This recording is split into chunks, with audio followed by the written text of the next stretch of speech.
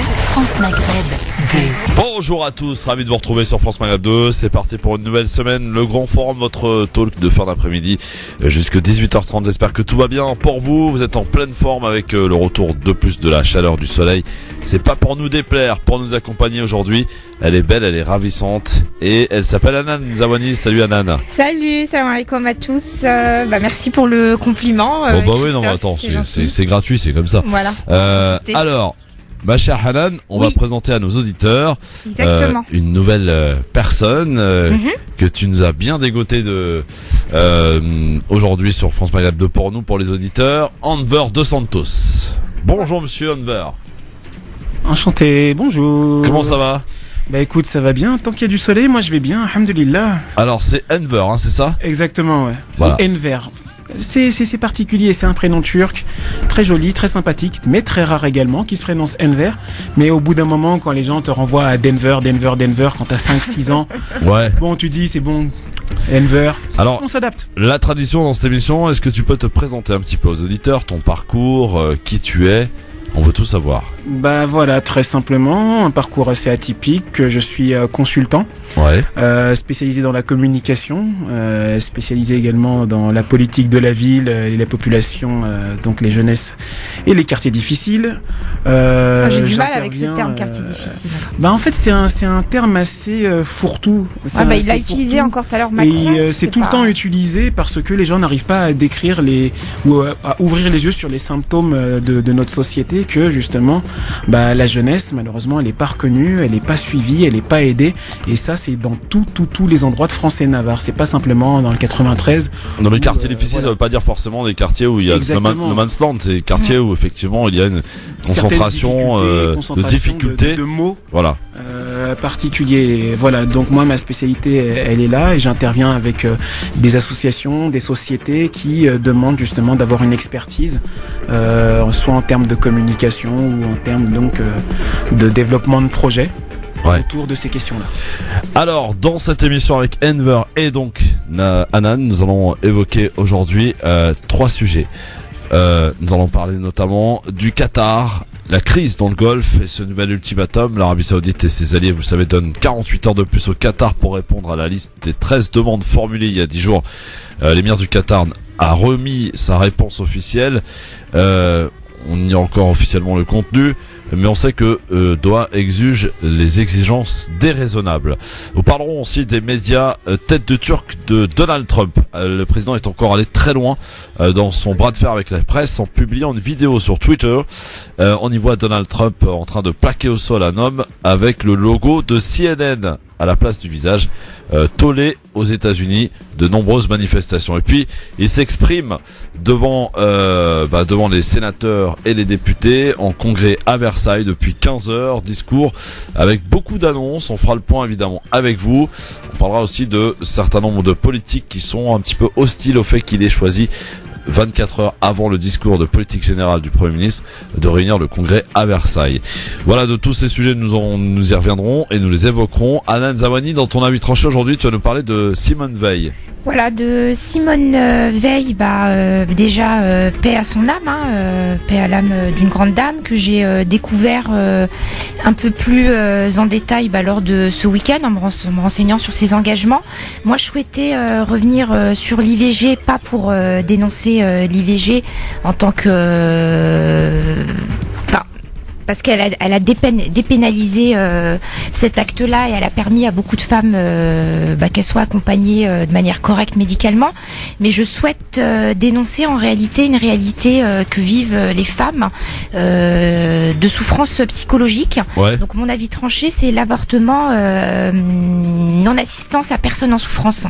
Très bien, à retrouver donc tout à l'heure aux alentours de 17h30. Et puis pour mon coup de cœur, aujourd'hui je vais mettre en lumière une association qui s'appelle la FAD, donc l'association en faveur de l'abattage des animaux dans la dignité.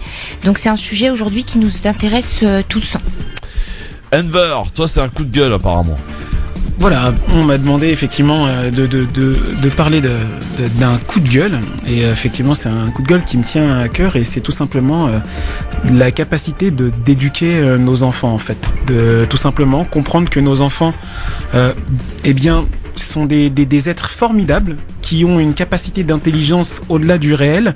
On peut leur apprendre plein de choses, mais on est en train de faire plein de simagrées et plein de débats inutiles autour de faut-il leur apprendre l'arabe, faut-il leur apprendre telle langue ou telle langue, alors que ce serait tellement facile de comprendre qu'un enfant peut apprendre le langage des signes, le braille, les langues étrangères, tout ça très rapidement parce qu'il en a la capacité dans une période et qu'il faut en parler. Très bien.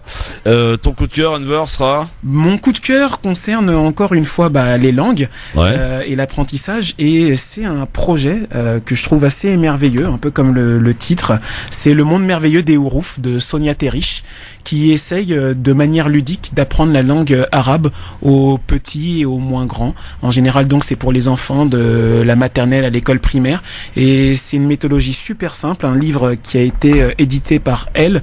Elle travaille toute seule dessus, et franchement, je voulais tirer un coup de chapeau sur son travail. Donc des houroufs qui veut dire les lettres en fait. Exactement. Le monde merveilleux des lettres. Ça sera fait donc tout à l'heure à 17h50 pour les coups de cœur. Le j'aime ou j'aime pas, bien sûr, à retrouver. Puis amis auditeurs, bien sûr, la possibilité pour vous de réagir en direct avec nous en nous appelant 01 40 33 9000 par mail lgf@francemaghreb2.fr. Le coup de cœur musical aujourd'hui.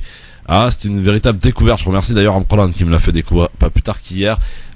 Big Flo et Oli, le titre Papa, une spéciale dédicace à Ossine. Espèce de lâche, on t'attend encore. On t'avait invité hier, t'es même pas venu. Ça se fait pas aussi, franchement. Allez, c'est pour tous les darons de la planète. Elle s'appelle Hanan Zawani, elle est avec nous aujourd'hui, et Enver de Santos sur France Maghreb 2 jusque 18h, avec vos appels évidemment en direct au 01 40 33 9000 pour nous appeler de n'importe où dans le monde d'ailleurs. Si vous appelez d'ailleurs de l'étranger, n'hésitez pas à faire le 00 33 1 40 33 9000. On a une nouvelle application, Christophe ? Oui. Nouvelle application que vous pouvez télécharger sur votre smartphone, Android, donc dans le Play Store et l'Apple Store. Application France Maghreb 2, ainsi restez connectés partout où vous vous rendrez, donc en l'occurrence pendant vos vacances, pour certains d'entre eux qui partent déjà en vacances, les juilletistes, quelle chance, eh bien vous pouvez emporter et rester connectés ainsi à France Maghreb 2. D'ailleurs je salue, puisque tiens, tu fais bien d'en parler, oui. Je salue un certain Khalid et toute la famille Ben Hamza qui nous écoute depuis la Malaisie, Kuala Lumpur. Ils sont en train de kiffer là-bas et j'ai eu des nouvelles. Assalamu alaikum, en tout cas profitez bien. Et après 15 jours de Malaisie avec toute sa famille, c'est un fils qui a offert le voyage, qui a proposé à ses parents et à sa sœur de les emmener là-bas, et ensuite ils vont aller faire le tour de l'Australie en camping-car. Génial. C'est génial, hein. Bon, alors tout gros big up à la famille Ben Hamza.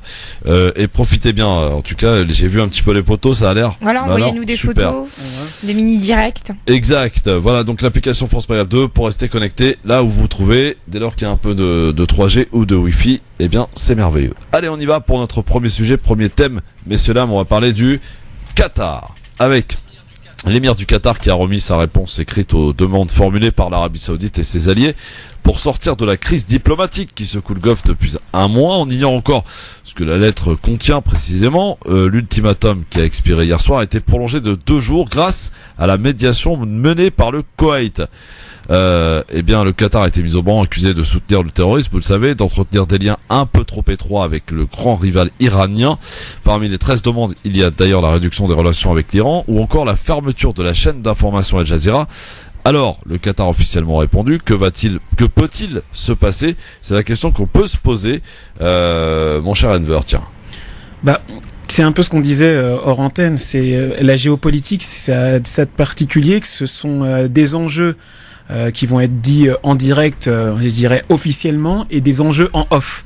Et ces enjeux en off, on peut les supputer, on peut y penser, mais on sait jamais ce que c'est exactement.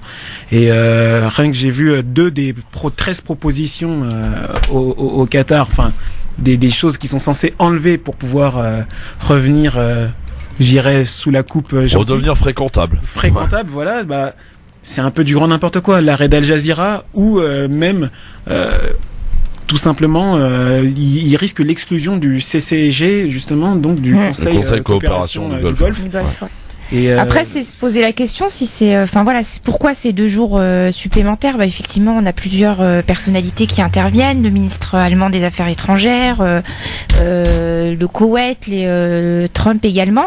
Ces 2 jours de médiation supplémentaires, est-ce que c'est pour faire en réalité céder le Qatar sur quelques points, Qui n'entend pas céder. Hein. qui n'entend pas céder, à mon avis, il cédera sur aucun des points, ou est-ce que c'est pour ramener à la raison l'Arabie Saoudite qui, là, on a l'impression qu'elle joue le jeu d'un enfant gâté C'est ça. qui veut imposer ses positions, mais en face, c'est juste pas réalisable. Donc pourquoi ces 2 jours supplémentaires ? Oui, alors c'est le fruit peut-être effectivement d'une médiation dont tu viens d'évoquer, ma chère Alan. Vous avez aussi la position des Maghreb qui, elle, préfère rester un petit peu neutre, hein, parce qu'il y a des intérêts des 2 côtés, et parce que aussi il est peut-être pas forcément très intéressant de prendre position pour l'un ou pour l'autre, parce que demain ça peut se retourner contre lui, dans le sens où le Qatar et l'Arabie Saoudite sont quand même de grands alliés en temps général. Et c'est un peu comme l'histoire d'un couple. Vous voyez, il faut vraiment pas s'en mêler, parce que le jour où ça s'arrange, bah ça se retourne contre toi, quoi. Mais en même temps, c'est le monde arabe qui est regardé. Voilà, Ouais. Est-ce que le monde arabe peut se responsabiliser et arriver à sortir de cette crise en accompagnant ces 2 pays-là, enfin en tout cas ces deux parties, ou est-ce qu'on va rester encore en arrière pour ne pas perdre d'intérêt économique et laisser, par exemple, l'Allemagne s'en occuper? C'est pas normal aujourd'hui. Enfin, c'est bien. Moi, je trouve ça bien. Ouais. Mais c'est pas normal qu'aujourd'hui l'Allemagne fasse un tour diplomatique entre l'Arabie Saoudite et le Qatar pour essayer d'engager un dialogue sérieux. Voilà, normalement on est l'entité arabe. C'est aussi à nous de savoir intervenir, parce que là il est urgent d'intervenir. On sait absolument pas sur quoi ça va déboucher, cette non-entente. Mais c'est là où toi tu places justement bien les mots dessus. Ça va plus loin encore que une entité arabe. C'est l'entité musulmane même, l'intervention même de l'Allemagne fait que à un moment donné, je pense que les pays, les États doivent se responsabiliser en tant que pays musulmans, parce que là ça ne concerne pas que justement cette force arabe. Quand t'as Recep Tayyip Erdogan qui intervient, le président de Turquie, qui dit pendant le Ramadan que justement c'est une honte de mettre justement le frère musulman qatari sur le banc des accusés, ouais. comme ça sans aucune raison. Eux ils connaissent les raisons bien évidemment, mais quand tu dis à un État souverain, notamment, pour parler d'un truc où moi je suis spécialiste justement, tu lui dis va falloir fermer votre organe média principal qui est Al Jazeera. Là tu leur dis carrément taisez-vous, c'est nous qui donnons les ordres. Après, donc, aujourd'hui, faire appel à l'éthique et au bon sens musulman des Saoudiens, après là c'est encore un grand débat. C'est pas cohérent avec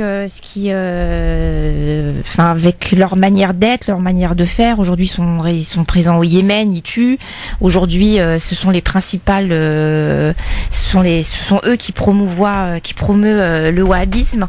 Aujourd'hui, faire appel à leur éthique musulmane, ils en ont pas. Il faut dire la vérité.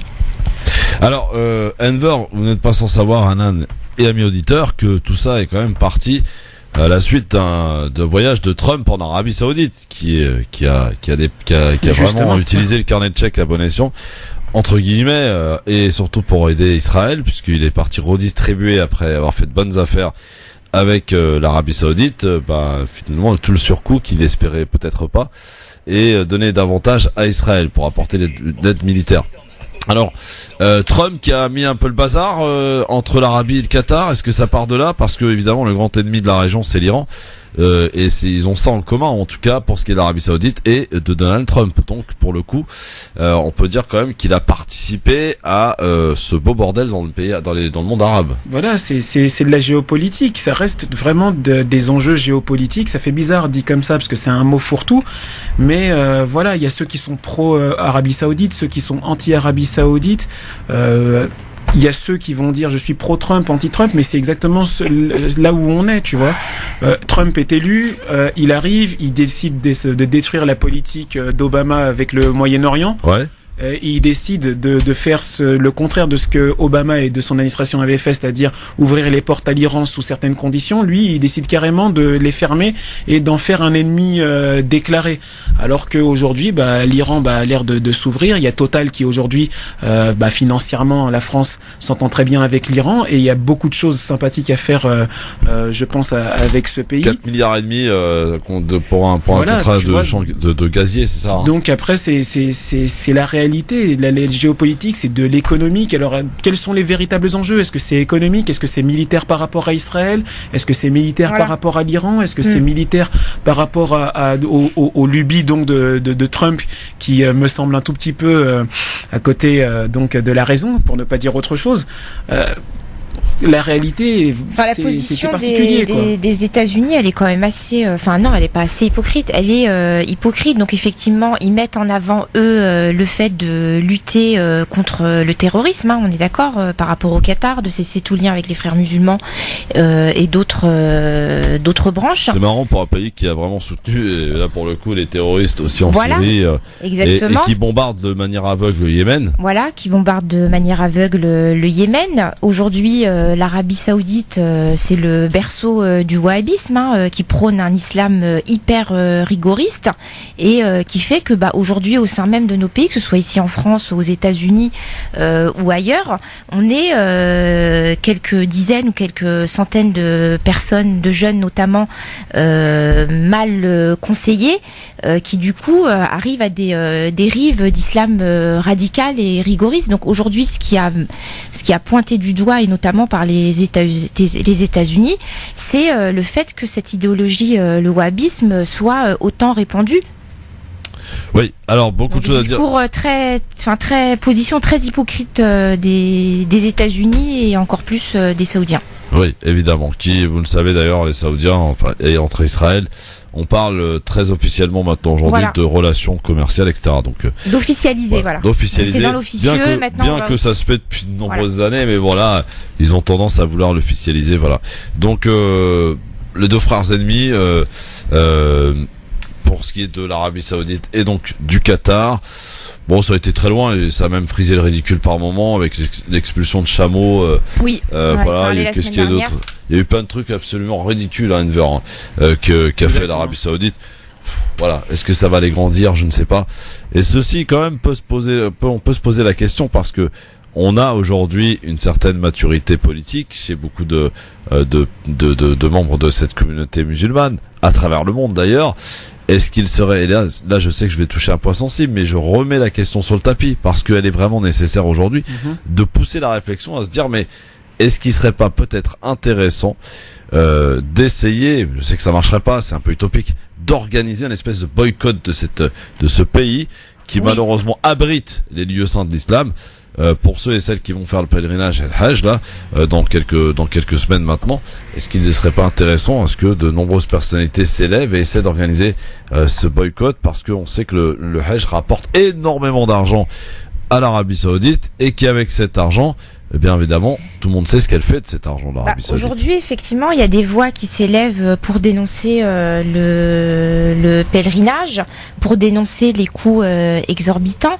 Donc peut-être que oui, effectivement, la jeunesse peut ne pas aller à la Umrah pendant un an, mais nos aïeux, qui attendent ce voyage depuis des décennies, qui ont mis de l'argent de côté et qui ne savent pas en réalité est-ce qu'ils vont être en capacité physique d'y aller dans un an ou dans 2 ans.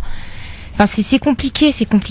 Voilà. On peut pas demander à des personnes de boycotter. On peut boycotter différemment. C'est un acte politique en soi. C'est boycotter nos dirigeants, parce que quand bien même il serait injuste. En islam, il est très difficile justement de mettre au banc nos responsables et nos dirigeants, quand bien même ce soient des psychopathes. Après, là encore. C'est tellement compliqué. Moi, je pense que ça va bien au-delà du simple boycott. Là, je pense qu'on est à une époque où les États musulmans vont devoir se responsabiliser, savoir qui sont les dirigeants, ne pas laisser des psychopathes dire qu'on crée un califat et peut-être justement voir comment nous on peut s'unir en tant que musulmans, s'unir politiquement, économiquement, etc. pour pouvoir faciliter, je sais pas, discuter justement avec l'Arabie Saoudite, parce que c'est ça, il y a des savants, les oulémas justement en Arabie Saoudite, qui sont là-bas et qui justement guident une population, mais il y a des oulémas également dans d'autres pays, etc. Je sais que ça crée beaucoup de dissensions, beaucoup de disputes entre les frères et les sœurs quand ils décident de se pencher sur la question. Mais voilà, là ça crée en tout cas plus de division qu'autre chose. Tout ça crée beaucoup plus de division qu'autre chose. On pourra toujours dire wahhabisme et autres et autres et autres.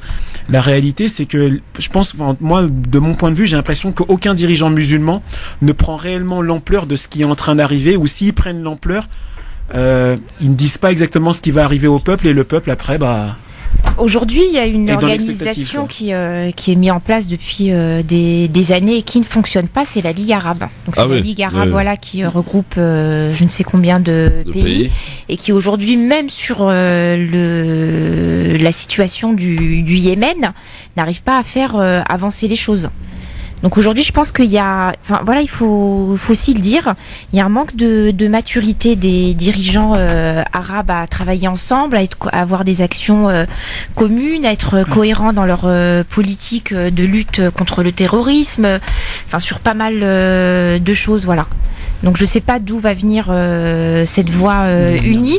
Est-ce qu'elle va venir des chefs, pas des chefs religieux, mais en tout cas des voix religieuses à travers des chires? Je pense pas, parce que ça va être compliqué vu qu'on a beaucoup de mouvements au sein de l'islam sunnite ou même chiite. Donc je ne sais pas. Aujourd'hui, voilà, j'ai vraiment l'impression que les pays arabes, j'ai l'impression d'avoir en face de moi des enfants à qui on doit faire la leçon. Alors vous pouvez évidemment nous adresser vos commentaires sur le Mobi Répondeur, vous le savez, sur tous les sujets évoqués dans cette émission, comme nous apporter aussi des coups de gueule, les coups de cœur via le Mobi Répondeur qui reste à votre disposition, et ce 24 heures sur 24, 06 18 21 56 41. On enchaîne maintenant avec le zapping sur France Maghreb 2 dans LGF. Et d'ailleurs, si vous voulez nous adresser quelques petits messages sur Twitter, sachez qu'il y a aussi le grand forum sur Twitter, LGF officiel, le hashtag LGF officiel pour réagir bien sûr à l'émission. Un petit message juste de 10 secondes à Damien. Damien, tu m'as envoyé un message sur le Qatar, mais appelle la radio, c'est quoi le numéro de téléphone? 01 40 33 9000, très cher Damien, pardon, si tu veux évidemment appeler et donner ton avis. Voilà. 01 40 33 9000. Voilà. Il y a des choses intéressantes à dire. Absolument, et on l'écoutera, j'espère qu'on aura le plaisir de l'écouter donc d'ici quelques instants, l'ami Damien. Alors, dans le zapping aujourd'hui, Hanan Enver, ami auditeur, illustration de ces voix qui s'élèvent pour critiquer la décision de Macron de s'exprimer devant le Congrès. Le Christian Jacob s'interroge sur ce fameux choix de calendrier, un discours du président de la République qui intervient, je rappelle, à la veille de la déclaration de politique générale du Premier ministre. Écoutez sur ce point-là le président du groupe LR à l'Assemblée nationale, Christian Jacob. Je suis surpris sur la forme, l'intervention du président de la République qui va se faire la veille de celle du Premier ministre. De par la légitimité qu'est celle du président de la République, ça va forcément écraser l'intervention du Premier ministre, qui aura beaucoup moins d'existence. Or, dans nos institutions, c'est bien le Premier ministre qui est responsable devant l'Assemblée nationale. Et le président de la République joue astucieusement entre, la lettre et l'esprit de notre Constitution. Voilà pour Jacob qui est pas très content, donc dubitatif, plutôt le président du groupe LR à l'Assemblée nationale, qui est au micro de BFM TV sur le choix de Macron d'avoir fait de prononcer son discours aujourd'hui devant le Congrès à la veille du Premier ministre qui va prononcer demain, vous savez, son discours de politique générale. Hanan Enver, est-ce qu'il y a quelque chose à redire? On se posait la question, est-ce qu'il allait griller la politesse à son premier ministre? Donc il semblerait qu'il ait grillé la politesse.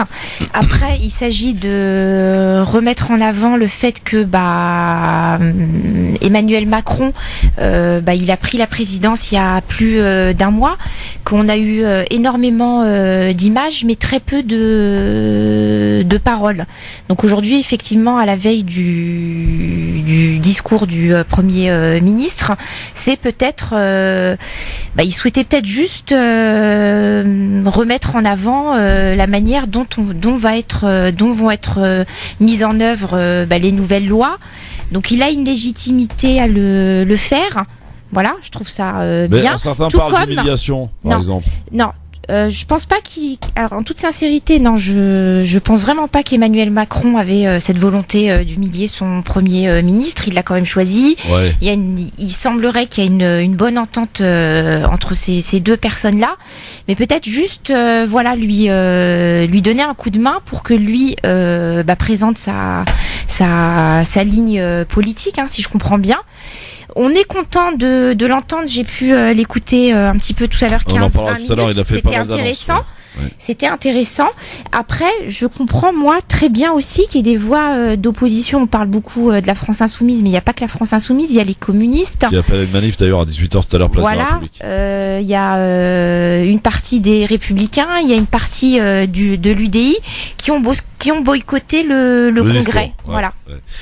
Enver, sur le choix, la stratégie adoptée par Macron. Tu sais, tout ça, c'est de la grande hypocrisie. C'est de la grande hypocrisie. J'ai eu un professeur, paix à son âme, qui s'appelait Guy Carcassonne, qui a de nombreux élèves, et notamment moi, a enseigné le droit constitutionnel. Et tout ce que Macron fait là, c'est une prérogative du président. On parle de humiliation, etc., mais c'est plus simplement pour jouer sur les mots et pour, dans les médias, un peu jouer sur cette espèce de côté opposition entre le chef et son sbire, son vice-président, son premier ministre, son délégué, ce que tu veux. Mais la réalité, elle est que tout le monde le sait. Après, quand la France Insoumise ou d'autres partis proposent justement la 6ème République, justement, c'est pour mettre fin à justement cette espèce de côté. Mais les gens ne veulent pas mettre le doigt dessus. Ce que fait Macron, je m'excuse, mais c'est simplement le fonctionnement de la République. Il est président de la République, il utilise un droit constitutionnel qui est de rencontrer le Parlement en session extraordinaire à Versailles. Il a le droit de le faire, il est le président. Mais c'est pas ça qui dérange, Enver. C'est le fait qu'il le fait à une date particulière, la veille du discours du Premier ministre. Ouais, mais ça veut rien dire, parce que le truc c'est que dans l'idée, on a toujours fonctionné dans le principe où, voilà, le président est élu, il donne les consignes au Premier ministre, le Premier ministre guide le gouvernement, etc. Il conduit le gouvernement, il conduit la politique de l'État. Mais au final, on sait que c'est le président qui prend les décisions. Voilà. Regarde, par exemple, juste pour finir, à l'époque où on est en train de décider si on allait continuer sur le septennat ou le quinquennat. Pourquoi on est passé au quinquennat ? Parce que justement, il y avait trop de cohabitation. Et on s'est rendu compte que le Premier ministre, en l'occurrence à l'époque Lionel Jospin, sous Jacques Chirac, il avait un peu plus de pouvoir que Jacques Chirac, dans la mesure où il conduisait la politique du gouvernement, mais que le président avait été obligé de désigner quelqu'un dans l'opposition, ce qui logiquement faisait que c'était pas sa politique qui allait être appliquée. Regarde, t'as François Baroin qui a pas longtemps a dit on va être l'opposition et c'est nous qui allons être responsables du gouvernement. C'est parce qu'il espérait une cohabitation lui aussi. Mais tout ça, c'est juste logique. Après, on joue sur les mots pour essayer de créer du conflit ou autre, mais la véritable chose, c'est peut-être de continuer à manifester pour changer la République et essayer de mettre en place un système où on n'a pas un président roi, qu'au prince d'Andorre, je le rappelle. Un hyper-président. Hyper-président qui fait ce qu'il veut, mais parce que la Constitution l'autorise.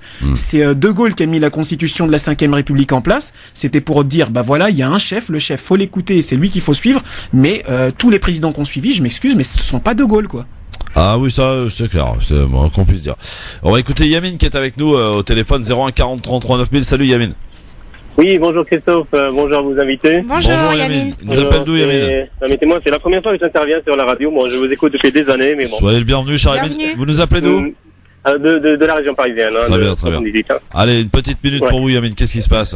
Alors, juste, je me permets de vous appeler suite à l'intervention de votre invité, j'ai pas retenu son nom. Il disait par rapport au conflit entre l'Arabie Saoudite et le Qatar, c'est que en fait les musulmans doivent s'approcher des ulémas entre guillemets pour qu'ils interviennent, pour que l'Arabie Saoudite revienne à la raison. Oui, cher monsieur, je suis vraiment désolé, mais c'est une illusion. Déjà les ulémas, ceux qui sont en Arabie en tout cas, qui sont pro Al-Saoud. Vous voyez, c'est des ulémas du palais, et malheureusement ils sont liés aussi. Ils n'ont pas une parole libre pour pouvoir critiquer. Je vois à quoi il veut revenir votre invité, c'est que voilà, il faut pas, permettez-moi d'utiliser l'expression en arabe, al-khuruj al-hakim ou je ne sais quoi. C'est absurde pour moi tout ça. C'est absurde. Bon, on doit. Yamin, on a bien compris ton exigence par rapport. On n'attend pas des ulama, ni des gens politiques, ni des gouverneurs des pays musulmans. D'ailleurs, pour moi, il y a plus de pays musulmans. Il y a des musulmans, certes, mais les gouvernements, ceux qui nous dirigent, ils ne sont pas du tout musulmans. Excusez-moi, ça permet de faire un jugement. Ouais.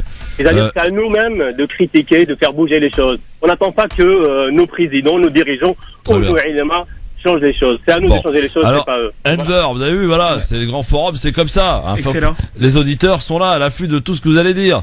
Prêt à vous reprendre d'ailleurs. Mais il faut, après, pour répondre à l'auditeur, c'est très simple. Moi, personnellement, et je le dis très sincèrement, j'ai très très peu de science, voire pratiquement pas de science islamique par rapport à un ouléma qui soit bon ou pas. Ce que je sais en revanche, c'est que je sais que les disputes entre nous créent des dissensions dans la communauté, créent des dissensions qui peuvent amener à des millions et des millions de morts, que ce soit dans le printemps arabe, qu'on soutienne ou qu'on soutienne pas, etc. Et ça favorise justement après d'autres personnes, tu vois. Parce que j'ai la pub, et elle attend pas celle-là. Vous savez comment elle est. C'est un peu comme une femme qui veut un cadeau. Bon, mon cher Enver, tu vas finir de t'expliquer dans un instant, suite de notre zapping et puis vos appels au 01 40 33 9000 bien sûr, à retrouver aussi le premier avis tranché de Enver Dos Santos qui est avec nous aujourd'hui. Anan Zawani et Enver Dos Santos qui sont avec nous sur France Maghreb 2 dans le grand forum LGF jusque 18h30 sur France Maghreb 2 bien sûr avec vos appels en direct au 01 40 33 9000 et Enver donc a été repris on va dire par notre ami Yamin qui nous disait vous êtes gentil monsieur Enver mais les ulama dont vous avez parlé tout à l'heure et qui seraient pour vous peut-être des gens qui réussissent à faire revenir à la raison l'Arabie Saoudite, ils sont liés finalement à l'État saoudien. Donc comment est-ce possible? Il s'interroge sur ce que vous avez dit, Enver. Et il a raison de s'interroger. Moi, c'est ce que je disais, c'est que moi, j'ai pas de science. Et comme je l'ai dit également tout à l'heure, il y a des oulémas, il y en a effectivement en Arabie Saoudite, mais il y en a également dans d'autres grands pays comme l'Algérie, le Sénégal, à ma connaissance, il me semble, et dans d'autres pays. Ce que j'essaye de dire simplement, c'est que ce genre de dispute conduisent à des dissensions dans la communauté et à des guerres et à des millions de morts. Il y a déjà des morts. Mais là, après, il y a encore plus de morts encore comme dans le printemps arabe, voire pire. Et je suis pas en train de dire qu'ils ont raison ou qu'ils ont tort. C'est que peut-être on doit essayer de trouver un consensus où, justement, des gens vont s'élever au-dessus de la population qui, elle, n'a pas de science et qui justement, ou peu de science en tout cas, ça peut être aussi même des grandes personnalités de notre communauté, des gens qui sont des prêcheurs qui sont reconnus ou autres. Je sais pas, mais aujourd'hui, ce qui se passe en réalité, c'est que oui, on n'a pas de grands penseurs. En tout cas, on en a plusieurs. Chacun s'identifie à l'un ou à l'autre. Plusieurs écoles. Mais la population, elle s'élève déjà contre ce qui se passe, le fait qu'il n'y ait pas de solidarité entre les pays arabes par rapport à différents conflits. Maintenant, il s'agit de dire comment est-ce qu'au sein d'une population et d'un pays, comme ici en France, on a le problème partout, que ce soit en France, au Maroc, en Algérie, en Égypte, etc. Comment est-ce qu'une population arrive à faire pression autour d'un peuple ou d'une ligue de pays arabes? Et on en arrive toujours à la même chose, c'est que... Alors on va prendre l'avis de Fares qui est avec nous, qui nous appelle de région parisienne. Salut Fares. Oui, salut Christophe, bonjour à vos invités. Bonjour. Salam alaikum wa rahmatullah. Salam alaikum. En fait, moi, ça me fait un peu rigoler parce que on revient à la célèbre phrase qu'il a dit monsieur Ibn Khaldoun, ittafaqu al-arab an la yattafiqu. Ils sont entendus les Arabes pour qu'ils ne s'entendent jamais. C'est malheureux à le dire, mais c'est le constat à faire. Et par rapport à l'Arabie Saoudite, voilà quoi.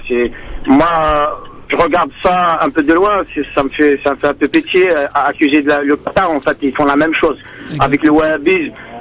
En tant qu'Algérien, moi, ils nous ont fait beaucoup de mal à l'Arabie Saoudite avec leur doctrine wahhabisme. Jusqu'à maintenant, on le paye. Les années 90, ils ont même l'Arabie Saoudite là, il y a des réfugiés à l'époque des leaders du fils qu'ils ont voilà. Et ils font des fatwas, un peu violentes pour foutre un peu le bazar dans les pays arabes. Et moi, en fait, mon point de vue, comme vous avez dit tout à l'heure, monsieur Christophe, la crise, elle va pas se terminer sans les États-Unis. Parce que les États-Unis, en fait, c'est eux qui guident la politique de Al Saoud. Parce que c'est la famille de Al Saoud qui tiennent les rênes en Arabie Saoudite. Le peuple, en fait, ils considèrent même pas le peuple. Pour eux, le peuple, il n'existe pas. Comme beaucoup dans les pays arabes, les gouvernements, ils considèrent pas le peuple, ils les considèrent comme des sujets. En fait, ils sont là juste pour manger et dormir et obéir quoi. Et pour demander des droits ou demander plus de liberté, ils ont pas le droit quoi. Il y a que eux qui ont le droit de faire des choses. Et je pense qu'il y a que les États-Unis qui peuvent régler le problème, même des autres pays ou d'autres personnes sages qui vont essayer de le faire et ils vont pas réussir. Alors, voilà, on va regarder que pourquoi on règle pas le problème palestinien, israélien. Et quand vous regardez que l'Arabie Saoudite il a du poids vis-à-vis des États-Unis, il aurait pu appuyer la position palestinienne jusqu'à maintenant depuis X temps le problème existe. Ils font rien pour régler ce problème-là. Comment voulez-vous régler le problème avec le Qatar sans l'intervention des États-Unis? Mais là encore, c'est peut-être parce qu'il y a des intérêts justement.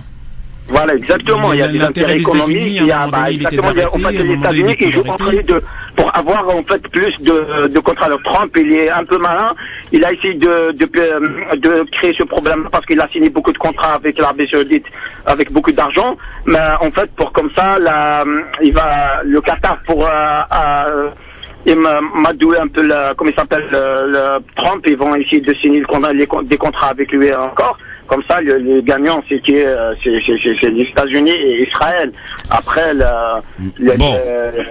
parenthèse, l'Arabie Saoudite et le Qatar, c'est les perdants. Hein. En fait, c'est les peuples qui sont perdants parce que les gouvernements, ils sont à l'abri. Hein.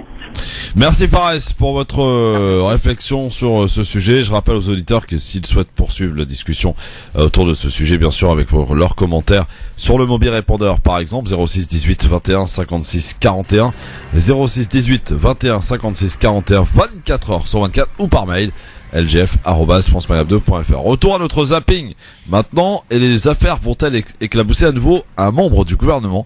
Le journal du dimanche a publié des révélations qui pourraient s'avérer embarrassantes pour Muriel Pénicaud, c'est la ministre du Travail au cœur de ces informations. Ah oui, le fameux mail. Eh oui. L'affaire Business France, affaire qui concerne l'organisation d'une soirée en 2016 à Las Vegas aux États-Unis autour d'Emmanuel Macron, qui était alors ministre de l'économie, soirée organisée par ces agences publiques Business France, dont la directrice donc générale était à l'époque Muriel Pénicaud.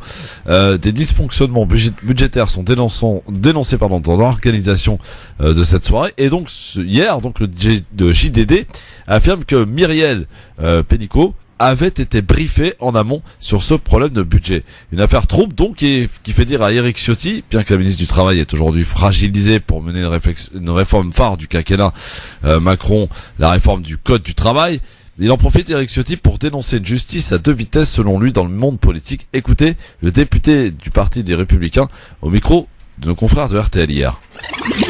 Elle va rentrer dans cette réforme. Éric Ciotti, député. On n'a pas réussi à l'écouter entièrement. Alors, en tout cas, voilà, il dénonce Éric Ciotti. Donc, il estime que Muriel Pénicaud est aujourd'hui affaiblie. Est-ce que vous pensez que ça peut aller encore plus loin pour cette affaire, ces révélations embarrassantes concernant donc une membre du gouvernement, Muriel Pénicaud, ministre du Travail? En toute sincérité, je pense pas qu'elle va, elle aussi, présenter sa démission. Ça va faire beaucoup de ministres. Là, il y en a déjà combien, 4 qui sont partis. Ouais. Donc une 5e, là, ça va juste devenir ingérable. Mais par contre, oui, sa parole, en tout cas, et son intégrité, son honnêteté, là, ils sont vraiment c'est vraiment mis en doute parce qu'elle a clairement dit qu'elle n'était pas au courant. Et là, en réalité, il s'avère que depuis décembre 2015, elle l'est. Et que soit elle a cherché à protéger certaines personnes, soit je sais pas. Enver ?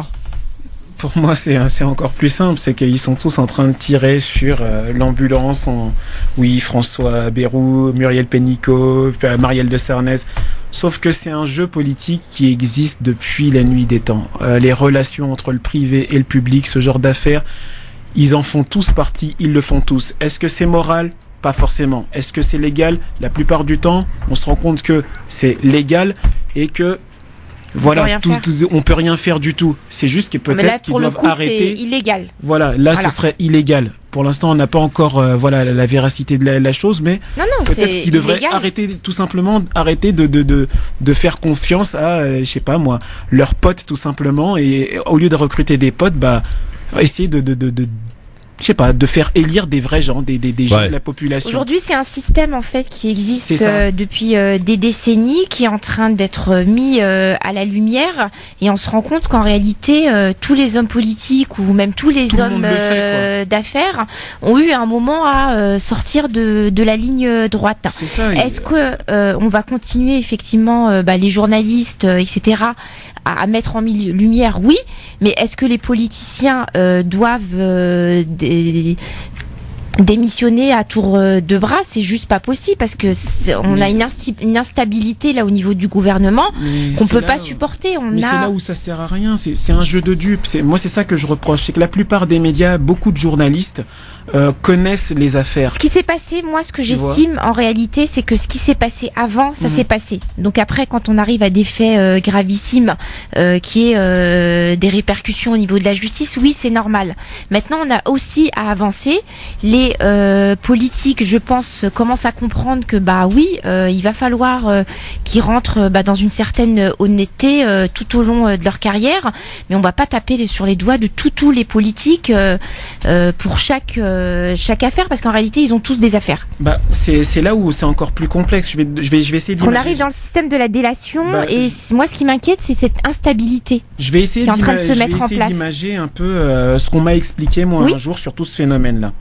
On m'a expliqué à l'époque donc que chaque fois qu'il y avait un président de la République, depuis Mitterrand, donc c'est apparemment, c'est à peu près l'apparition donc de TF1, etc. Tout ça. Depuis Mitterrand, chaque président en fait a la possibilité de placer en fait des proches de son équipe justement dans la direction donc des médias dits publics. Après, donc ces gens-là, quand ils sont placés, ils sont pas placés donc pour fonctionner immédiatement. Ils sont placés pour fonctionner à la fin du mandat de celui qui est en place aujourd'hui. Peut-être dans 10-15 ans. Donc ce que j'essaye de dire là, en termes d'image, c'est un peu la même chose en politique. Ce sont des choses qui ont peut-être été mises en place peut-être il y a 3-4 ans et qu'on verra apparaître dans 5-6 ans. Parce que cette espèce de système vicié, il est ancré dans notre culture politique, de malhonnêteté d'une certaine manière, ou de probité ou autre. En tout cas, des deux côtés, ça existe depuis bien longtemps. Et peut-être que il faut faire un vrai lessivage, peut-être justement en passant, encore une fois je le dis, à une autre république, ou peut-être un nettoyage donc de la législation pour pouvoir faciliter.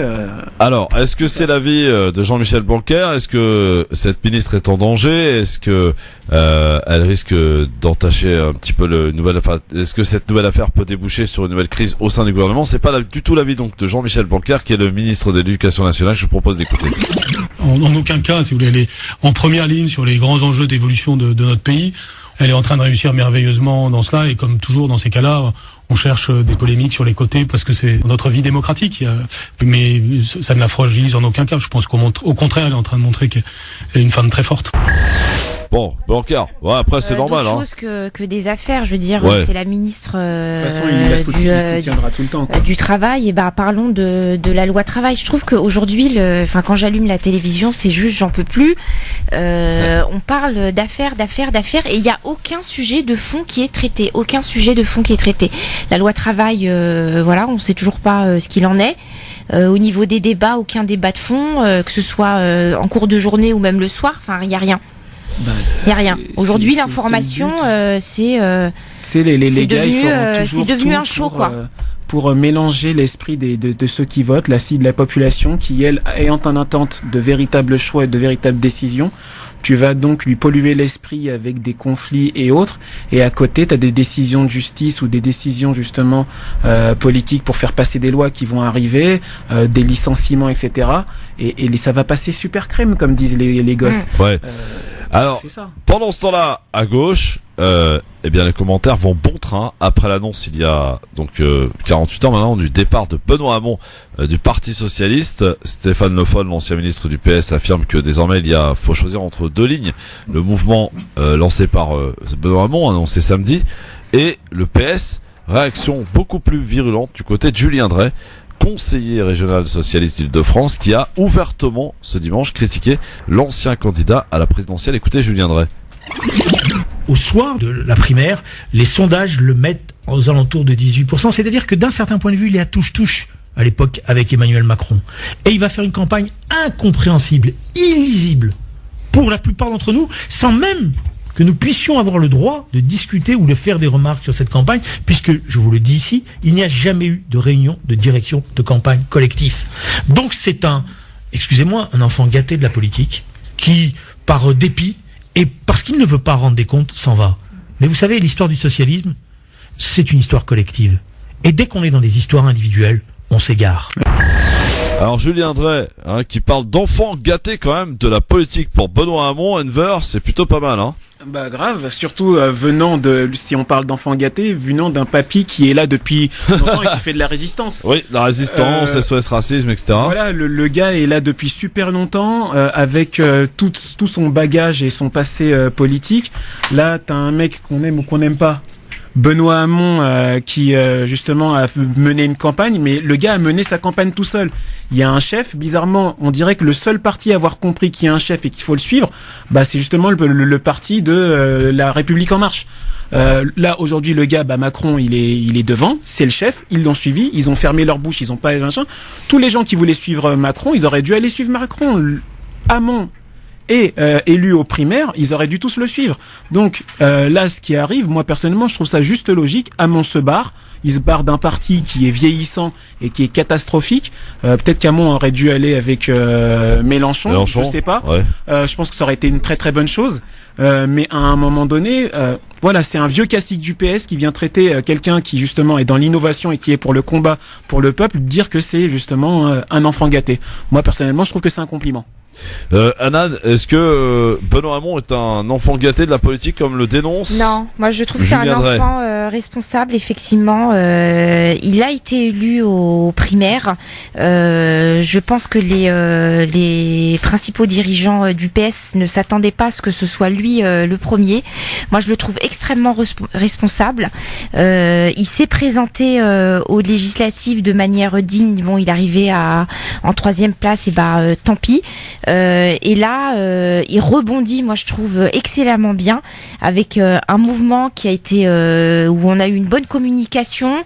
On a des personnes qui se sont déplacées en masse, donc plus de 11 000 personnes qui se sont déplacées à Reuilly sur 15 600 inscrits. En toute sincérité, je suis ce mouvement avec grande curiosité. De Nouvelle Gauche. Voilà, le mouvement du 1er juillet. Je sais pas, est-ce que c'est je sais pas ce qui rejoint la Nouvelle Gauche ou pas.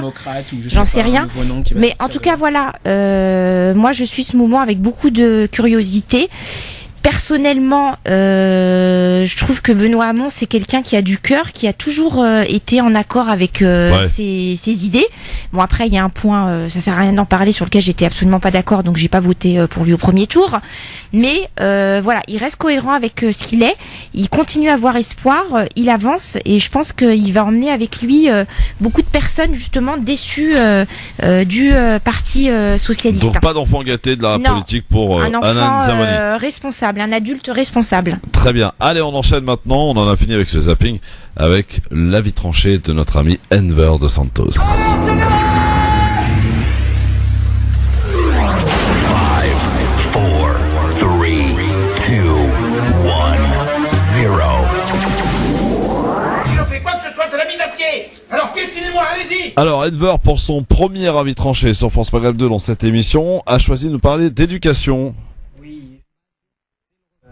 Donc parler d'éducation, et d'éducation toute simple, d'éducation de nos enfants à communiquer. On a eu des polémiques dernièrement sur faut-il apprendre l'arabe aux enfants dès qu'ils sont à l'école primaire ou dès qu'ils sont au collège. Je pense que toutes ces polémiques n'ont pas de sens. La réalité, c'est qu'un enfant, il doit apprendre à communiquer pour vivre dans un bien-être avec les gens qui sont autour de lui. Et de là, je pense qu'il y a des choses qui ne sont pas faites. Éduquer un enfant, justement, en termes d'apprentissage, c'est simple au départ. Un enfant, c'est une éponge et justement, une éponge absorbe tout. Il faut juste faire attention à ce qu'elle absorbe pas n'importe quoi. Alors pourquoi, par exemple, les enfants, on leur apprend pas le langage des signes dès qu'ils sont petits, comme ça ils peuvent communiquer avec leurs camarades malentendants? Pourquoi on n'apprend pas aux enfants à apprendre le braille? Pourquoi on n'apprend pas aux enfants à apprendre l'arabe, le turc, le russe? Non pas parce qu'ils sont d'origine ci ou ça c'est pas le problème. Je pense que on se ferme les yeux sur la réalité qu'un enfant, il a une capacité d'apprentissage énorme et que plus on sait des choses, plus on est fort pour l'avenir, mais plus on sait communiquer sur de nombreuses langues et plus on peut communiquer avec le monde qui nous entoure et ça fait moins de cons à la fin. Donc je pense que peut-être il faudrait tout simplement arrêter de polémiquer pour rien et aider les enfants à apprendre des choses et à avancer. Très bien, parfait. Merci beaucoup, Enver. Anan, qu'en penses-tu? Je sais que tu as un avis là-dessus. Là tu parles de sujet effectivement de langue des signes, du langage la langue de braille. Aujourd'hui, on a de plus en plus d'associations qui militent en faveur de la langue des signes et on commence à apprendre aux enfants en réalité à parler de la langue des signes dès le plus bas âge parce que ça permet, ça utilise d'autres compétences en Exactement, réalité. Oui. Donc c'est une bonne chose. Après, est-ce qu'on doit surcharger les enfants entre 1 an et 10 ans de nouvelles compétences? Non. Voilà, moi je suis pas tout à fait d'accord avec toi. Aujourd'hui, ce qui est à déplorer, c'est effectivement quand on rentre en première année de maternelle, deuxième année de maternelle, troisième année de maternelle. Là, oui, effectivement, on ne favorise pas en vérité la compétence de l'enfant. On reste à un système très basique où on va leur apprendre les lettres, les couleurs, à se diriger dans l'espace. Mais voilà, on devrait aller un petit peu plus loin, mais de là à apprendre plein de langues des signes et à optimiser au maximum le cerveau de l'enfant, non, je suis pas d'accord. Après, je sais pas ce que t'en penses toi, Christophe. Après, moi j'ai eu mes enfants, donc ça m'embêterait que d'apprendre plein de choses à l'enfant. Je pense qu'il y a c'est un temps en fait qui est précieux où ils ont besoin aussi de jouer tout seul, un peu moins de tablettes, un peu plus de jeux de société. Mais trop d'apprentissage à cet âge-là, je suis pas forcément pour. Mais justement, c'est ça, c'est que malheureusement, je pense qu'on voit l'apprentissage du mauvais angle. Les gens, à chaque fois, quand on parle d'apprentissage, pensent surcharge de travail, surcharge de devoirs, surcharge de ci. Mais il y a plein de manières d'apprendre.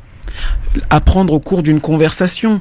Moi, j'ai vu des enfants, et j'ai vu vraiment des enfants dans des familles où il y avait 5 langues qui étaient parlées dans le même foyer. Oui, oui. Et parce que justement, il y avait l'écoute passive, ces enfants arrivaient à comprendre ce qui se disait dans les 5 langues différentes. Donc, c'est pas justement créer forcément des items ou des formes de cours où on va passer 3 heures avec un enfant qui est super fatigué, qui a envie de jouer ou qui a envie de dormir et autres. C'est simplement se servir des capacités de l'enfant pour pouvoir lui apprendre à communiquer de manière ludique ou de manière passive. Oui, après passive si on utilise le jeu, je suis d'accord. Et après on peut l'utiliser de bien des manières. C'est juste que à force de se dire ouais mais je vais pas surcharger l'enfant de travail, etc. On voit et l'enfant lui-même se conditionne en se disant voilà, c'est du travail en trop et ce travail en trop parce que les parents c'est pas ont possible. Cette approche-là. Donc après, si effectivement on favorise l'apprentissage par le jeu de manière plus efficace en première, deuxième et troisième année de maternelle, ok. Après, ce qu'il faut pas oublier, c'est là où ça me gêne, c'est que les parents, on a des attentes énormes sur nos enfants. Mais bien sûr. Et que voilà, il faut faire attention. Voilà. C'est tout ce que je dis, il faut faire attention. Il faut pas surcharger. Bien sûr, il faut pas mais tu prends un exemple concret. Je travaille également dans des associations qui font de l'accompagnement scolaire. Oui. En banlieue, notamment une association auquel je tiens beaucoup, l'association Assad. Assad, on en avait parlé. Bonjour à eux. Salam. Et la réalité, c'est nous, ce qu'on a observé, c'est que ce qu'on leur donne à l'école en termes donc d'apprentissage est certes bien, mais est limité par rapport à la réalité de ce qui est donné à d'autres élèves qui, eux, aujourd'hui, réussissent à faire des études avec beaucoup plus donc d'apprentissage, beaucoup plus de connaissances. Et c'est simplement essayer de rééquilibrer en mettant cet apprentissage en accès. Il y a une professeure qui a été sortie de l'éducation exactement, nationale, parce qu'elle utilisait une autre méthode. Parce qu'elle utilisait une autre méthode, donc hallucinant, à 3 ans, 4 ans, les enfants calculaient parfaitement bien. Voilà, elle a réussi à vraiment les pousser très loin. Parce qu'elle utilisait une autre méthode d'apprentissage. Donc je sais pas si c'était Montessori ou autre chose. Alors en tout cas, n'hésitez pas à nous donner vos commentaires, vos avis sur cet échange très intéressant entre Enver et Hanan sur France Maghreb 2, 01 40 33 9000, mais aussi sur le mobile répondeur 06 18 21 56 41 par mail lgf@francemaghreb2.fr. Dans un instant, avec Hanan, et avant de parler de Donald, on parlera d'abord de Donald Trump parce que il est complètement en train de partir en vrille, notamment avec les médias, dans un instant. Et avec Hanan, on va parler de Simone Veil. Oui. D'ailleurs, enterré au Panthéon, tout à l'heure, dans quelques instants. Enterré au Panthéon ou pas, eh bien, visiblement, pour l'instant, c'est pas d'actualité. Enterrons-la dans la dignité et puis dans le souvenir des combats qu'elle a portés. Sur Twitter, LGF officiel pour réagir, nous adresser tous vos commentaires et réactions, bien sûr, n'hésitez pas. Et on parlera bien sûr de Emmanuel Macron qui s'est exprimé devant le congrès à Versailles aujourd'hui, devant les députés et sénateurs pour un discours de 1h30 avec quand même pas mal d'annonces. On y revient. Bon début de soirée, merci d'être avec nous, c'est France Maghreb 2, LGF évidemment, jusque 18h30. Avec Hanan Zawani qui est avec nous aujourd'hui, avec Enver de Santos aussi, qui est de la partie et qui ensemble commente. Hanan Zawani qui est la présidente de l'association Les Repas du Salem, voilà. Et notre ami Enver qui est consultant, fait du consulting. Yeah. Alors, on va parler avant de retrouver l'avis tranché de Hanan Zawani concernant Simone Veil, dont on a appris le décès évidemment la semaine en fin de semaine dernière. Et on va parler de Donald Trump qui a encore publié un tweet qui fait polémique. Décidément, il peut pas s'en empêcher. Il a une pratique quasi compulsive du réseau social. Cette fois, il s'agit d'une vidéo choc le montrant en train de plaquer au sol et de frapper un homme qui a le logo de CNN à la place du visage, illustration du bras de fer entre le Qatar de la Maison Blanche et les médias. Du coup, tollé aux États-Unis, ils ont tous défilé, quelques centaines et milliers de personnes défilé au cri de Donald Trump destitution. Des cortèges donc de centaines de personnes, parfois des milliers, donc comme je disais tout à l'heure, comme à Los Angeles par exemple, où a été lancé cet appel à manifester pour destituer donc Donald Trump. Des manifestations largement symboliques puisque seul le Congrès, dominé par les Républicains, peut décider d'une destitution. Plusieurs parlementaires démocrates se sont toutefois joints au cortège. Quelques-uns ont invoqué le 25e amendement de la Constitution américaine sur lequel un président peut être destitué s'il n'a pas les capacités d'exercer la présidence. Un débat qui monte aux États-Unis avec la série de tweets assassins de Donald Trump ces derniers jours. Le président américain a insulté des journalistes et tweeté une vidéo, donc je disais tout à l'heure, en train de jeter à terre un homme dont la tête est couverte d'un logo de la chaîne CNN. Autant de provocations qui poussent de nombreux Américains à s'interroger sur la santé mentale de leur président. Donald Trump destitué, est-ce qu'on peut penser très logiquement aujourd'hui qu'il n'ira pas au bout de son mandat ? Bah écoute, Là, je regarde la vidéo. Ouais. Aujourd'hui, ses positions, il est comme lors de sa campagne, il est hyper provocateur. Effectivement, parfois on a vraiment l'impression d'avoir affaire à un fou. Aujourd'hui, tant qu'il se tient tranquille et qu'il prend pas des positions qui sont insupportables au Congrès américain, on peut penser qu'il va aller jusqu'au bout de son mandat. Ouais. Moi, j'irai encore plus loin. Je pense qu'il va rester jusqu'au bout de son mandat. Après, je me trompe peut-être, mais je pense qu'il ira au bout de son mandat pour la bonne et simple raison que, de la même manière que cette vidéo fait partie de la culture américaine, où t'as un mec qui est dans l'immobilier qui va faire du catch avec Vince McMahon. Parce que c'est ça l'image, c'est à l'époque où t'as Donald Trump qui est un mania donc de l'immobilier, qui est invité comme beaucoup donc aux superstars du catch de la WWE et qui justement rentre dans un des dirigeants parce que c'est de la comédie et autres, etc. etc. Là, ils ont détourné cette image-là en mettant CNN. Mais la réalité de cette image, c'est que c'est comme ça que fonctionnent les États-Unis. Ouais. Le mec, il fait partie du Hall of Fame du catch. Il est président. Reagan a été acteur, il est devenu président. Il y a notre cher ami, j'ai oublié, du Watergate, qui avait été Nixon. pris, Nixon, qui avait été pris les mains dans le pot de miel. Il a démissionné avant d'être destitué, mais ça fait partie de la culture américaine. C'est comme ça qu'il fonctionne. Je suis pas en train de dire ils avaient qu'à voter pour quelqu'un d'autre, mais au final, on se rend compte tout simplement que c'est si les gens du congrès prennent leurs responsabilités, il y aura peut-être destitution, mais sincèrement, j'y crois pas parce que ça fait partie de la culture américaine et sauf s'il y a une révolution ou une guerre civile aux États-Unis demain, après, il sera encore là. S'il va jusque-là, c'est qu'il sait qu'il peut aller jusque-là et qu'en réalité, il ne risque Exactement, c'est rien. un jeu, c'est Voilà. Ouais. Alors, Lila, tiens, qui nous appelle au standard qu'on a intercepté au 01 40 33 9000, qui souhaite réagir à ton avis tranché, mon cher Enver. Lila, bonsoir. Bonsoir tout le monde, bonsoir l'équipe. Bonsoir. Alors, qu'est-ce qu'il a dit qui vous a pas plu, Lila, ou qui vous a plu, j'en sais rien là. C'est pas que ça me plaisait pas forcément, bien au contraire. J'étais pas d'accord avec la jeune femme. Ah, avec Hanan. Ah, d'accord. Pourquoi vous êtes pas d'accord avec Hanan? Qu'est-ce qu'elle a dit? Elle disait qu'on apprenait trop de choses. Je comprends un peu sa situation dans le sens où si on apprend aux enfants forcément dans le sens travailler, voilà.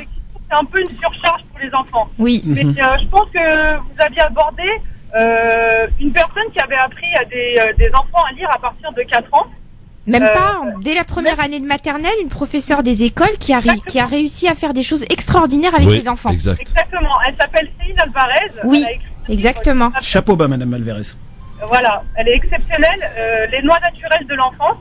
Oui. Où elle a appris effectivement à lire à des enfants qui étaient en difficulté scolaire, et ça s'est passé à Gennevilliers. Des enfants on n'aurait jamais cru qu'ils auraient pu arriver là. Et effectivement, elle est psychologue à la base, et ils ont mis un frein à son étude parce qu'ils ont vu que ça fonctionnait. Oui. Et ils ont coupé tous les livres pour son étude, quoi. Oui. Donc, en fait, c'est vrai. Moi, c'est malheureux parce que ça aurait pu fonctionner. C'est un peu les pays scandinaves, ça fonctionne comme ça. Aujourd'hui, on ne peut pas remettre le système éducatif français en cause parce que ça leur coûterait trop cher ou je sais pas.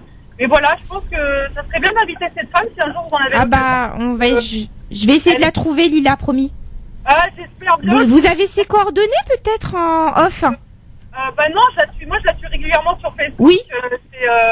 Je suis ses conférences, je suis un peu tout ça parce que c'est vrai que je vous promets, Lila, que je vais essayer de la trouver. Je suis la spécialiste de dénicher des profils et on va essayer de l'inviter.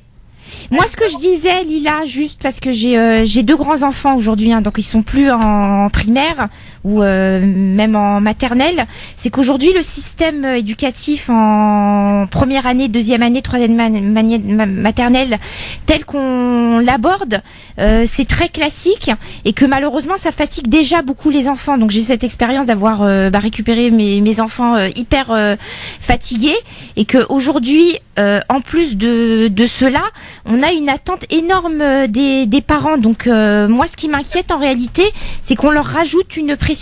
Après, si on fait ça par le jeu, par une méthode qui est adaptée, c'est pour ça que j'ai parlé de cette professeure-là, oui, je suis d'accord, mais il faut faire attention à ce qu'on fait des enfants et vraiment leur laisser cet espace de temps libre, de solitude, où il n'y a pas de tablette, où il n'y a rien du tout, et voilà, et qu'on laisse aussi leur imaginaire s'exprimer. Après, excuse-moi, Hanan, moi je suis tout à fait d'accord avec toi, voilà, leur laisser le temps, mais j'irai encore plus loin, c'est que on vit dans une société où on crée des différences, on crée justement des disparités et des inégalités. Cette éducation-là, qui est d'apprendre beaucoup de choses aux enfants, elle est pratiquée dans les sociétés où il y a plus d'argent, en France en tout cas. Les enfants qui ont plus d'argent, qui ont des familles bien aisées, ils apprennent des choses très très tôt. On leur laisse bien sûr qu'il y a le côté pression et tout, mais on leur apprend les choses très très tôt. En revanche, les enfants qui grandissent dans les quartiers difficiles, les quartiers défavorisés, le but c'est de les laisser dans ce marasme. Et moi, je me suis retrouvé un jour avec une gamine de 15 ans en 3e, c'était à l'époque, j'étais pion, assistant d'éducation et même à l'atelier relais d'ailleurs, et je lui donne une petite punition comme ça. Et il se trouve qu'elle n'arrivait pas à la faire. Pourquoi ? Parce qu'à 15 ans, elle savait pas lire. Oh là là. Elle savait pas lire et à peine écrire. Donc la réalité, elle est là. C'est que tout est fait justement pour pas qu'on apprenne. Donc on nous conditionne en nous disant faut pas donner trop de travail et patati et patata, etc. Alors que le travail, l'apprentissage ne passe pas que par le travail. Un enfant, vous pouvez lui apprendre à l'arabe, l'anglais, et tout à l'heure j'en parlerai peut-être dans mon coup de cœur justement, à travers justement le ludique. Après, donc, juste un petit point. Oui, rapidement, faut qu'on avance, on est très en retard. Voilà, il y a quelque chose qui est très important, c'est qu'on peut aussi apprendre à nos enfants par la culture. Voilà. Tout à fait. Merci Lila en tout cas de nous avoir rappelé. Merci beaucoup, Lila. Quand vous n'êtes pas d'accord ou vous signifiez un désaccord ou un accord d'ailleurs avec l'un de nos chroniqueurs, n'hésitez pas à le faire savoir. Merci beaucoup Lila, à bientôt. Et bon retour à la maison du côté d'Herblay. Vous pouvez également le faire sur le mobile répondeur sur France Maghreb 2 24h24 06 18 21 56 41, tout comme via le mail lgf@francemaghreb2.fr et le Twitter, à savoir au travers de la hashtag LGF officiel. On enchaîne avec la ravissante Anna. 5,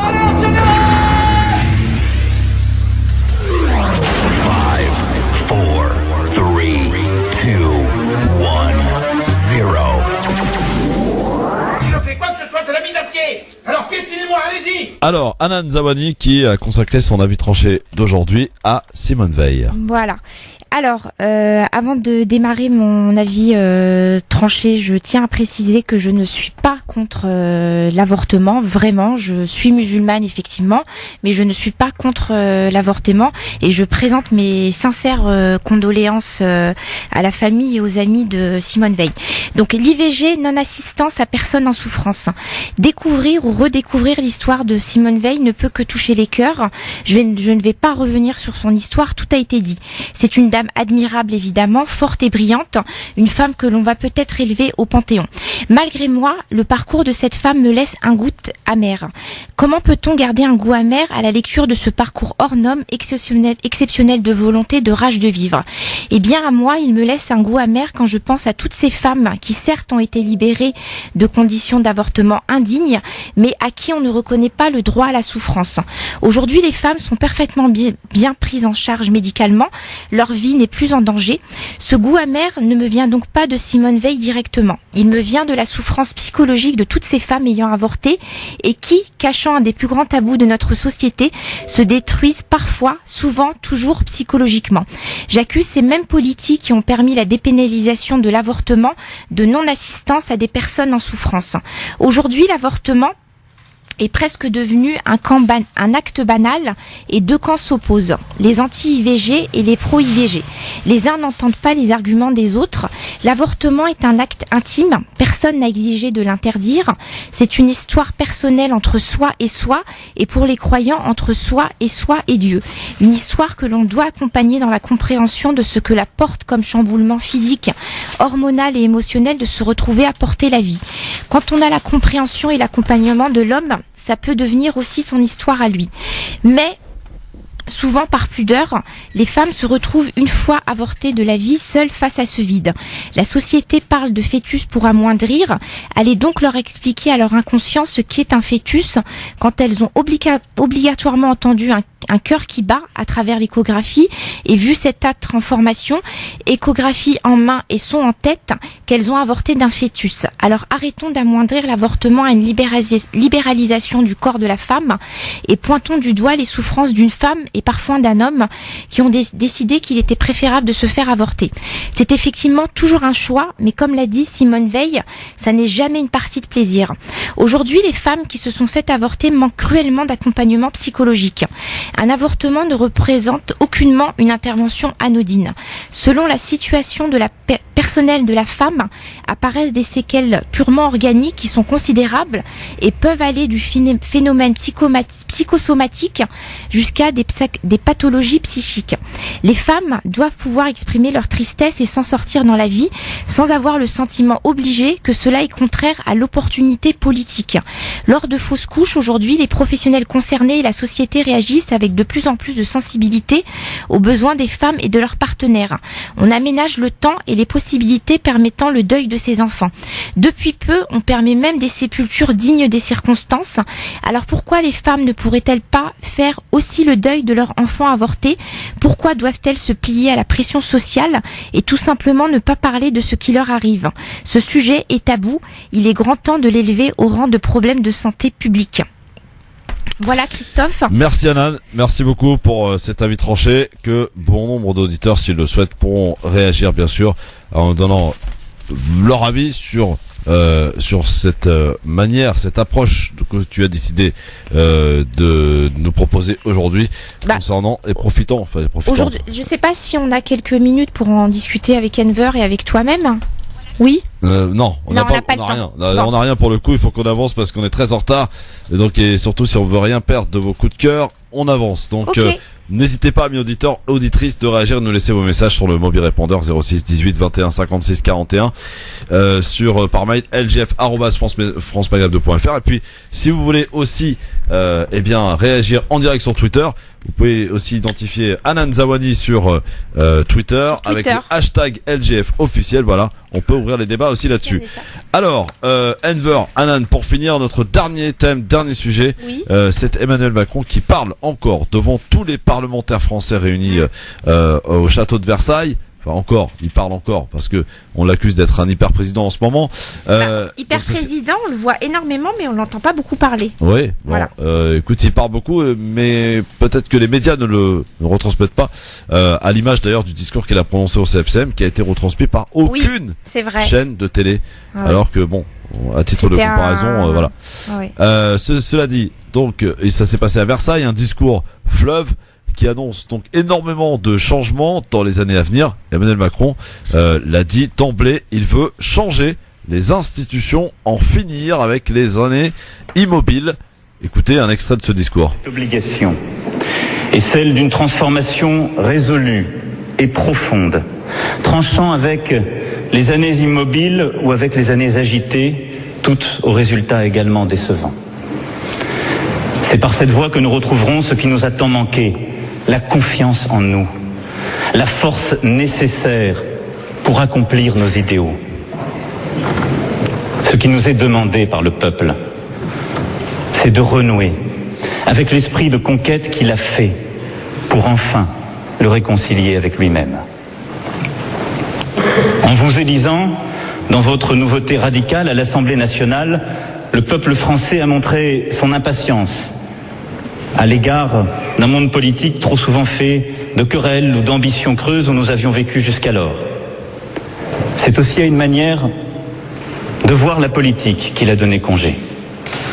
En accordant leur confiance à des femmes et des hommes ici réunis, les Français ont exprimé une impérieuse attente, la volonté d'une alternance profonde. Voilà, extrait du discours de Emmanuel Macron, qui dans le détail veut supprimer la Cour de justice de la République, propose de réduire d'un tiers le nombre de membres de l'Assemblée nationale et du Sénat, d'introduire une dose de proportionnel dans le scrutin législatif. Il veut mettre en effet un terme à la prolifération des lois. Il souhaite une évaluation des textes importants. Il veut parachever cette réforme des institutions d'ici un an. On recouvrira au référendum si nécessaire, a-t-il dit. Il promet aussi des mesures renforcées dans la lutte antiterroriste sous la surveillance d'un juge. L'état d'urgence en France sera levé à l'automne. C'est ce qu'il a donc déclaré. Et puis, alors, juste en un mot, Enver, sur les propositions, sur ce discours, donc de ce qu'il entend faire d'ici la fin de son quinquennat, de gros changements en perspective. Hein. Effectivement. Un mot, ou plutôt plusieurs. Ouais, vas-y, plusieurs, ouais. Yes, we can. Yes, week-end. Ouais, très voilà, bien. c'est exact. C'est là, le en profil fait, d'Obama. Macron essaye d'avoir tout simplement. Voilà, on a parlé souvent. J'espère quand même que ça sera un peu plus au niveau de l'action, un peu plus qu'Obama quand même. Bah, tout le monde. On attendait beaucoup d'Obama, on a été très déçus quand même. C'est ça. Bah après, les gens attendaient beaucoup parce qu'ils disaient ah il est noir, il va faire ci, il va faire ça. Bon après ça c'est les mystifications je dirais du paraître. Mais voilà, moi personnellement, j'ai pas forcément voté pour Macron au premier tour. J'ai voté au second. Ensuite, là, tout ce qui fait, tout cette espèce de côté, ce dont on parlait tout à l'heure, le congrès de Versailles, c'est très américanisant. Ouais. Très américanisant. Ouais. Et par rapport aux propositions, moi, tout ce que j'espère, c'est que demain, t'auras pas quelqu'un qui, à un moment donné, meurt de faim dans la rue, alors que on est dans un pays, je dirais, super riche. Il y aura pas quelqu'un qui justement doit, avec 2000 euros, nourrir 4 enfants, ou je sais pas, enfin. Il y a des choses qui sont 4 enfants, il y en a beaucoup qui seraient contents de l'avoir. Voilà, ils seraient très contents de l'avoir, mais c'est pas normal que justement on doive te parler justement de salaire minimum, qu'on arrive au niveau de l'Allemagne ou ce genre de choses. Il y a des choses qui peuvent être faites. Est-ce qu'il va réussir à les faire? Je ne sais pas. Est-ce que l'opposition va réussir à lutter pour que d'autres choses soient faites? Je ne sais pas. Mais c'est intéressant. Il faut discuter. De toute façon, ça pouvait pas rester dans le marasme dans lequel c'était. Wait and see. Pour l'instant, parcours sans faute, Anan, non? Bah, écoutez, au niveau de la communication, en toute sincérité, oui, il est hyper fort. Depuis un mois, on est quand même abreuvé de beaucoup d'images symboles, avec les personnes handicapées à la tête du train TGV, c'est le conducteur du train. Moi, ça commence je commence vraiment à saturer. Et au-delà de ça, à chaque fois que je l'écoute, parce que ses discours sont extrêmement bien ciselés, que bah oui, il a un visage sympathique et qui porte un message d'espoir.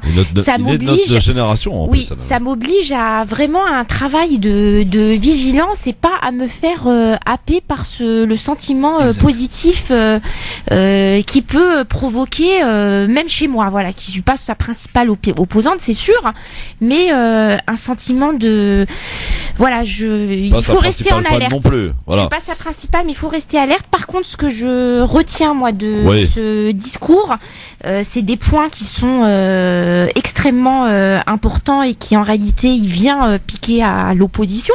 Voilà, donc en gros, il est en train de reprendre le discours de l'opposition. Il y a notamment la révision du droit de pétition. Voilà. Donc en ça, il porte un espoir, je pense, qui est important parce que aujourd'hui, on a de plus en plus de citoyens via des plateformes change.org, opinion.com, qui font appel aux pétitions. À l'image de la pétition de soutien de Farid Amrani de son recours au Conseil constitutionnel. 30 secondes. Mais en tout cas, oui, c'est un bon moyen de réconcilier les citoyens avec des décisions, avec leur environnement sur des sujets qui les intéressent. Donc j'ai hâte de voir ce qui va en être concrètement de ce point-là. Affaire à suivre donc, on rappelle donc la pétition, ma chère Anan et Enver. Est-ce qu'il a signé Enver ou pas encore? Je ne crois pas. Alors Anan, alors. Il va. Écoute, je te l'ai envoyé Enver pourtant. Oui. Bon, il va falloir la signer. Oui. J'ai trouvé le texte génial en tout cas. Super. Donc la pétition qui vise à soutenir en réalité Farida Amrani et Ulysse Rabaté, mais au-delà du soutien, parce qu'aujourd'hui le recours a été fait, il a été validé par le Conseil constitutionnel.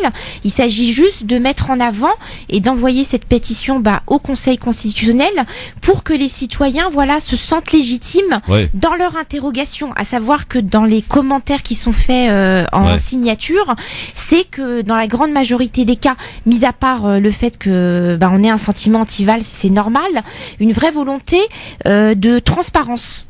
Voilà. Vous pouvez la retrouver évidemment sur le Facebook de la radio France Maghreb 2, cette pétition, on vous l'a partagée, donc n'hésitez pas à aller la signer et la partager. On en a combien d'ailleurs? À plus de 13 850 avec en avant-première une action qu'on souhaite monter, donc on espère y arriver avec des signataires qui nous rejoindraient peut-être pour le dépôt. Donc un dépôt symbolique mais très important. Dans un instant, les coups de cœur de Enver de Santos et de Hanan Zawani sur France Maghreb 2 pour conclure cette émission, ça passe vite. Le grand forum sur France Maghreb 2 et pour finir bien sûr notre émission d'aujourd'hui avec Enver de Santos, consultant, et notre Hanan Zawani nationale, présidente des repas du Salem sur France Maghreb 2. Les coups de cœur donc. France Maghreb 2. Le coup de cœur. On va commencer par Enver, normal, Okay. c'est sa première. Hein. Ah bah, coup de cœur, c'est quoi ton coup de cœur, Enver? Mon coup de cœur, c'est un livre merveilleux qui porte le nom de Le monde merveilleux des Huruf, qui est le monde, donc comme l'a dit Hanan tout à l'heure, des lettres.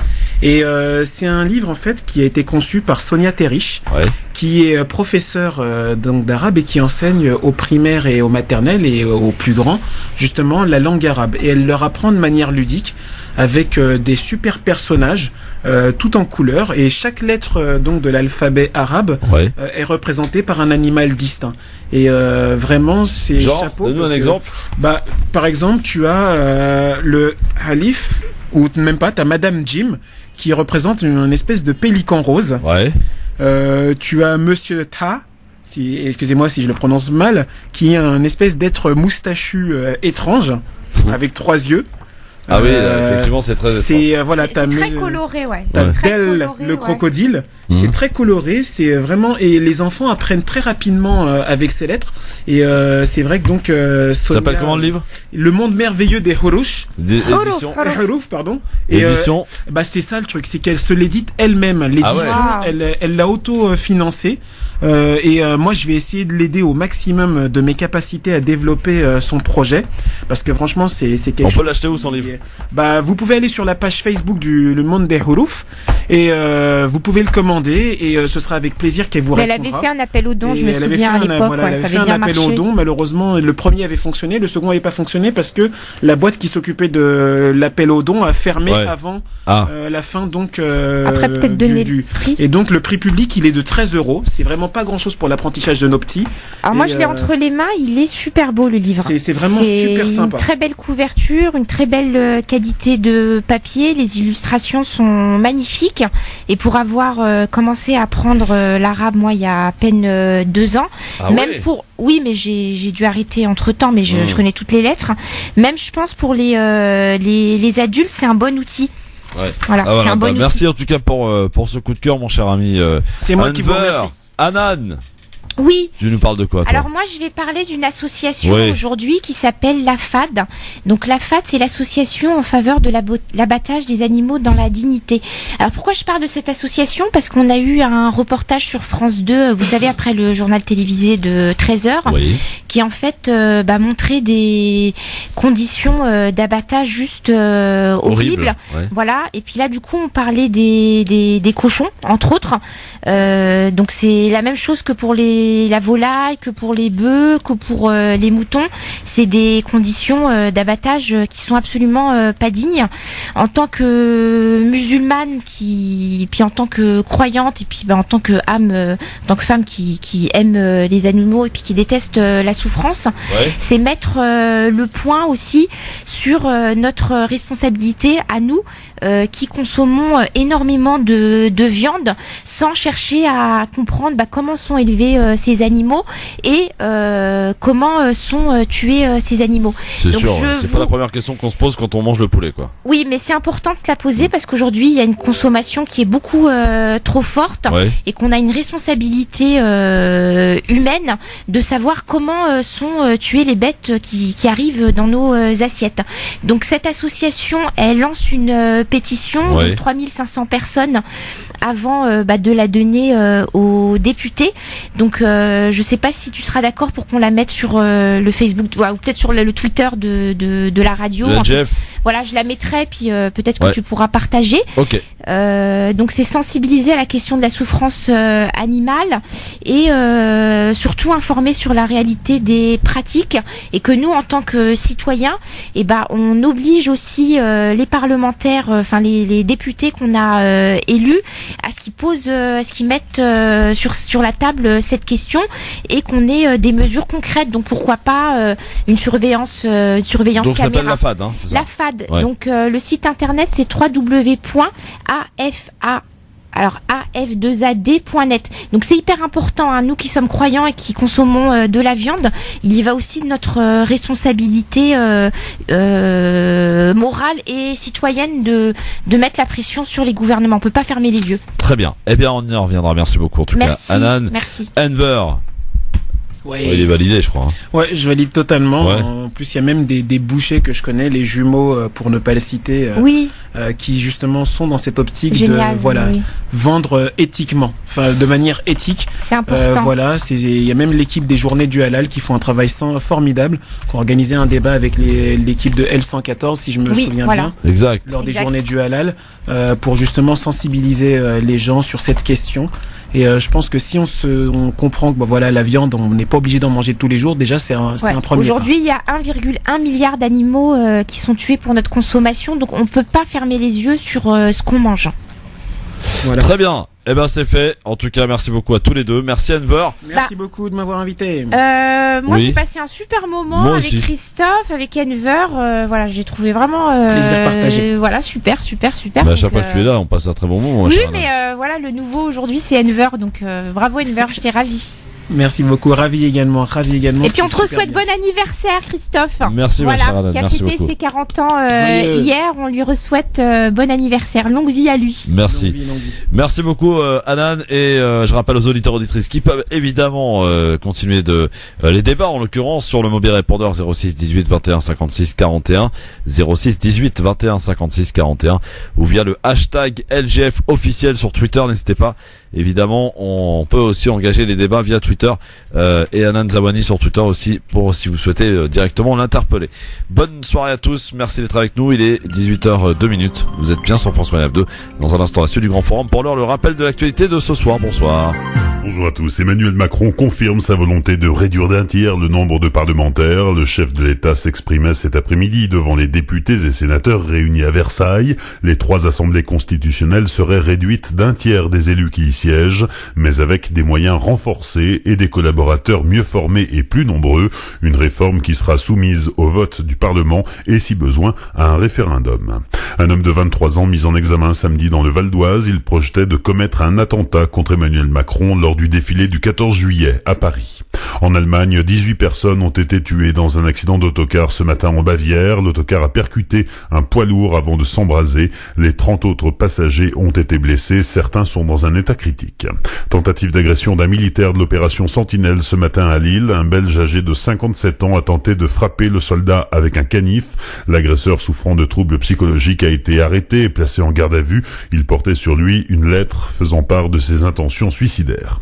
Un policier des Alpes-Maritimes jugé en comparution immédiate à Nice. Il est soupçonné d'avoir fait payer des migrants pour leur faire passer la frontière franco-italienne. L'Italie qui va préparer un code de conduite à destination des ONG qui viennent en aide aux migrants en Méditerranée. C'est ce qu'ont décidé les ministres de l'Intérieur français, italien et allemand réunis hier à Paris.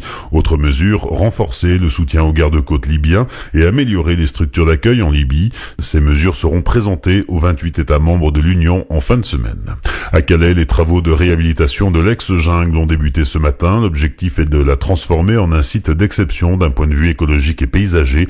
Le Conservatoire du littoral Manche-Mer du Nord pilote le chantier d'un montant de 600 000 €. À Wimbledon, Benoît Paire s'est qualifié pour le deuxième tour en éliminant le Brésilien Rogerio Dutra Silva en 4-7. Il affrontera au second tour l'Alsacien Pierre Hugerbert pour tenter de décrocher sa place en 16e de finale. France Maghreb 2, service, info, musique, divertissement. France Maghreb 2. France Maghreb 2. Donc, parler d'éducation et d'éducation toute simple, d'éducation de nos enfants à communiquer. On a eu des polémiques dernièrement sur faut-il apprendre l'arabe aux enfants dès qu'ils sont à l'école primaire ou dès qu'ils sont au collège. Je pense que toutes ces polémiques n'ont pas de sens. La réalité, c'est qu'un enfant, il doit apprendre à communiquer pour vivre dans un bien-être avec les gens qui sont autour de lui. Et de là, je pense qu'il y a des choses qui ne sont pas faites.